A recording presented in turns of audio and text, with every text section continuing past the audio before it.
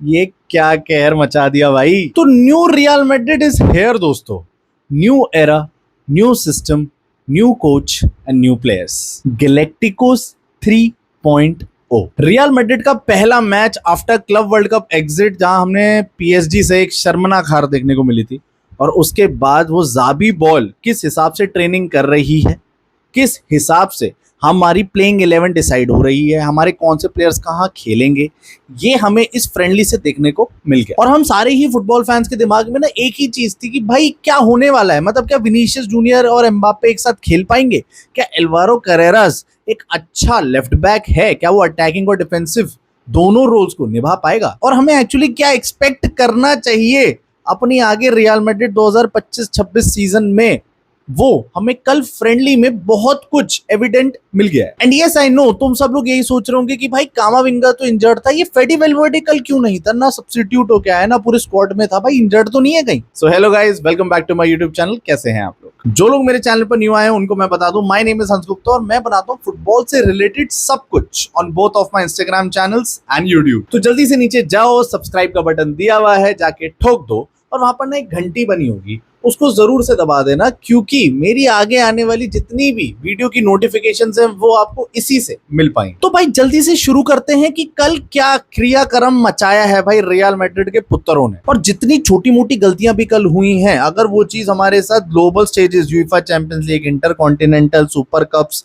इन सब में होती हुई दिखी तो पिटाई तय है। तो पहले ही बता रहा हूं, ज्यादा ना सर पे चढ़ाने को नहीं है कि भाई न्यू रियल मैड्रिड आ गई, गैलेक्टिकोस नहीं। कल क्या हुआ उसके बारे में बात करें। तो भाई सबसे पहले बात करते हैं कि जब प्लेइंग 11 आई तब क्या हुआ। भाई वहां पर मेरे को पता चला कि यस, जो मैंने अपनी पुरानी real Madrid tactical analysis of 25-26 करी थी, वहां पर भी मैंने बता दिया था कि भाई एडर मिलिटाओ और डीन होसन को स्टार्ट होते हुए आप लोग देख सकते हो। एंड वो ही कल हुआ। साथ ही साथ एल्वारो करेरास था। तो भाई एक 4-3-3 फॉर्मेशन तो सिर्फ दिखाने की थी जावी। एक्चुअली में जो खेले हैं वो है भाई Alvaro Carreras, Militão and dean हाउसन। भाई हमारा सेंटर बैक विद 3 खेला है पूरे ही गेम के अंदर। ट्रेंट अलेक्जेंडर आर्नोल्ड हो, विनीशियस जूनियर, एम्बाप्पे, आर्दा गुलर, ये सब मतलब मिडफील्ड और अटैकिंग की बात थी। But yes, we started 3 at the back and it was fine. Match एकदम से स्टार्ट होता है और भाई बढ़िया सा रियल मैड्रिड अपनी पोजीशन मेंटेन कर रही है। 8 से 10 मिनट निकल चुके हैं।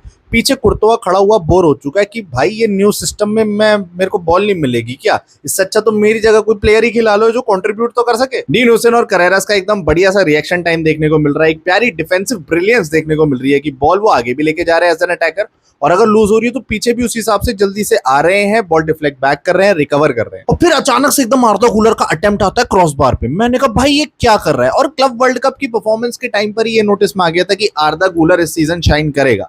तो by the end of the season अगर तुम्हें 22 या 25 के गोल एसिस्ट रेशियो से ज्यादा का उसका जीए मिल जाए, गोल कंट्रीब्यूशंस मिल जाए, तो भाई बिल्कुल भी छोटा सा भी सरप्राइज मत होना। और फिर भाई इसी बीच ब्राहिम डियाज की बढ़िया सी असिस्ट आती है टू एडर मिलिटाओ। मैं सोच रहा है ये मिलिटाओ और डीन हुसैन आगे कर क्या रहे हैं?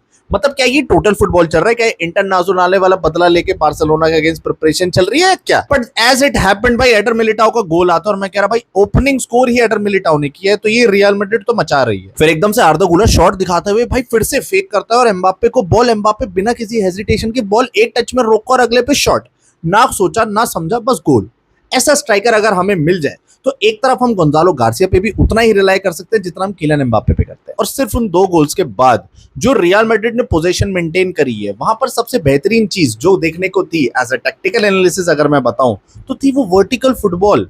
हम आगे ज्यादा खेल रहे हैं। हमारी डिफेंस लाइन हमारे हाफ पे भी नहीं, हमारी डिफेंस लाइन सेंटर से आगे भी नहीं, हमारी डिफेंस लाइन उनके पेनल्टी एरिया के आगे खेल रही है। हम मेंटेन कर रहे हैं पोजीशन, हम आगे फॉरवर्ड पासेस ज्यादा खेल रहे हैं, हम सेंट्रली बॉल को चैनलाइज कर रहे हैं। और ये चीज देखना चाह रहे हैं कि क्या हम वाइड पासेस खेल के, जो एक मैनचेस्टर सिटी का रूल है कि लेफ्ट राइट खेलते जाओ, जब चांस मिलेगा अंदर घुस जाएंगे, और वही हो रहा था। Not only dean Hussain was the one जो भाई सेंटर से बॉल आगे बना रहा है, एडर मिलिटाओ भी उतना ही कंट्रीब्यूट कर रहा है। आर्दा गुलर, Tchouameni, they all were going forward and coming back. तो मैंने कहा भाई अगर टीम ऐसा 100% पोजीशन देती रहे और भाई वहां पर डिफेंसिव और अटैकिंग रोल भी 100% मेंटेन करती रहे, तो हमें और क्या चाहिए? और यहाँ पर मुझे नहीं पता कि क्या डील हुई है, बट जाबी अलोंसो ने विनीशियस जूनियर को एक तो थोड़ी पट्टी तो पड़ा दी है।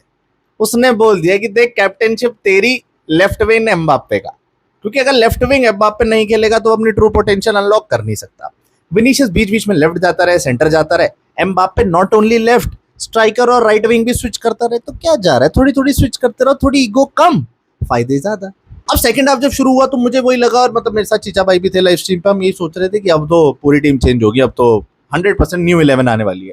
जाबी ने कहा रुक जाओ बेटा, I have some other plans. बंदा एक्सपेरिमेंट पे एक्सपेरिमेंट ठोकता रहता है, कह रहा सारे के सारे वापस बाहर जाओ और अब पोजीशन प्ले खेलेंगे। स्टार्टिंग के 10 मिनट फिर से पोजीशन प्ले, मैड्रिड बॉल ही रखी जा रही है, ज्यादा आगे जा ही नहीं रही, एकदम एक दूसरे को कंपोजर कामनेस रख के प्रॉपर सिंपल फुटबॉल खेल रही है, which is actually needed in football from real Madrid specially, क्योंकि हम काउंटर अटैकिंग टीम्स हैं, हमारे पास वो कंपोजर रखना बहुत मुश्किल है जब तक हमारे पास इस गेम का कोई टेम्पो कंट्रोलर जैसा मिडफील्डर नहीं है जो गेम को कब आगे जाना है कब पीछे ले जाना है नहीं समझ सकता।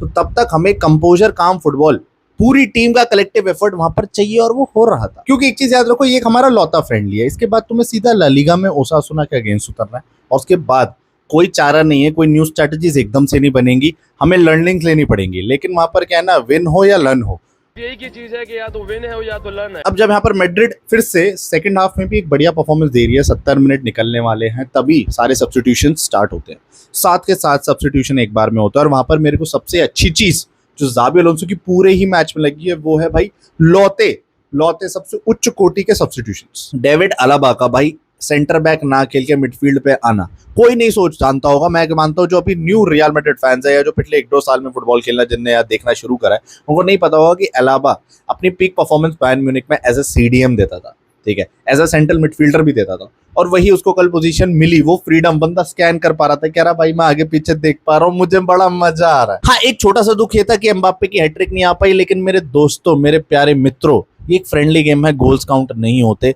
जिस हिसाब से उसने उस गोलकीपर के साथ रोल ऑन करके अपना फेक देके गोल मारा, मुझे वहां पर उसके एक पुराने गोल की याद आ गई। देखो, मारा अपने अगेंस्ट था लेकिन बंदा बढ़िया था, और मारा गोल भी बहुत बढ़िया था, वो भी कुर्तुआ के अगेंस्ट, तो इसलिए मुझे वहां पर ना मतलब बढ़िया लगा। मतलब एम्बाप्पे अपनी फॉर्म में ना, और जब जब उसे बॉल मिल रही है वो क्रिएटिविटी दिखा रहा है, तो मुझे एम्बाप्पे पगलू कह लो, मैड्रिड पगलू कह लो, लेकिन वो बंदा ना मेरा हमेशा से लेफ्ट विंग और स्ट्राइकर के लिए फर्स्ट चॉइस रहेगा। अब थोड़ा टेक्निकली बात कर लें तो वर्टिकल स्टाइल ऑफ प्ले तो मैंने ऊपर समझा दिया कि हम खेल रहे थे, लेकिन बीच में जब एक टोटल फुटबॉल का थोड़ी सी नजारा, थोड़ी सी झलक देखने को मिली कि आहा, एडर मिलिटा और डीन हुसैन दूसरे के पेनल्टी एरिया में कर क्या रहे हैं, और वहां पर हेडर मार के गोल भी जीत लिया, वो उससे भी उच्च कोटि की बात थी। मैंने कहा भाई this is something, Xabi is cooking, Xabi is a chef. और दूसरी चीज जो मुझे बड़ी बढ़िया सी लगी, बड़ी एकदम अचंभित सी कर गई, वाह ये हो रहा है कुछ, कि आर्दा गुलर जब भी कॉर्नर ले रहा है ना, तो वो कभी कभार बॉल को अंदर लॉब पासेस डाल रहा है, फिर कभी कभार वो वहीं पर ही पास लेके आर्नोल्ड के साथ, चुआमिनी के साथ कुछ ना कुछ एक गेम प्ले, कुछ खिचड़ी बना रहा है, और सक्सेसफुली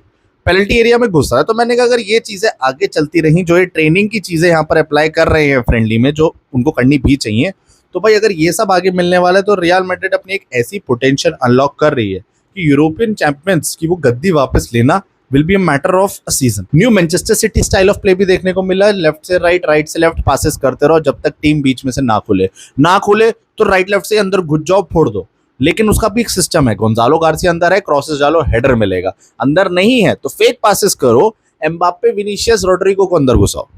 अब बात कर दी मैंने रोड्रिगो की, तो भाई रोड्रिगो मेरे मित्र, मेरे प्यारे एकदम झुलालू, मैं कहूंगा कि भाई मत जा मैनचेस्टर सिटी प्लीज।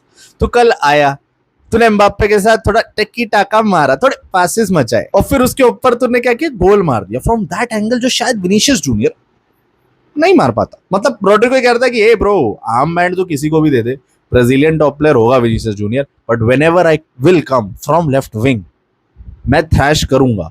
अब रियल मैड्रिड में नहीं तो शायद सिटी में, आई होप वो ना जाए, लेकिन अगर रुकता है तो भाई प्रॉपर बढ़िया रिप्लेसमेंट है लेफ्ट विंग पे, कि अगर विनीशियस जूनियर कभी इंजर्ड हो जाता है अनफॉर्चुनेटली, या किसी कारणवश वो ना खेल पाए, तो रोड्रिगो कहर मचा देगा। तो वीडियो के आखिरी तक आ ही गए हो तो भाई सब्सक्राइब तो कर ही दिया होगा। इस वीडियो को लाइक एंड शेयर करना बिल्कुल मत भूलना, और अपने उन सारे फुटबॉल फैन के समाज को भेज दो कि भाई देखो, ये है new Real Madrid incoming after their first friendly, और अब वो सीधा ओसासुना के अगेंस्ट ला लीगा में मचाएंगे, फिर एल क्लासिको में मिलेंगे, और उसके बाद हम ग्लोबल स्टेज लेवल पे कितना फोड़ने वाले हैं, ये भी अपने दोस्तों के साथ इस कमेंट सेक्शन में जरूर से बता देना। एंड तुम्हें क्या लगता है, क्या रोड्रिगो को जाना चाहिए? भाई मैं तो नहीं चाहता, बट तुम्हें क्या लगता है, क्या उसको जाना चाहिए?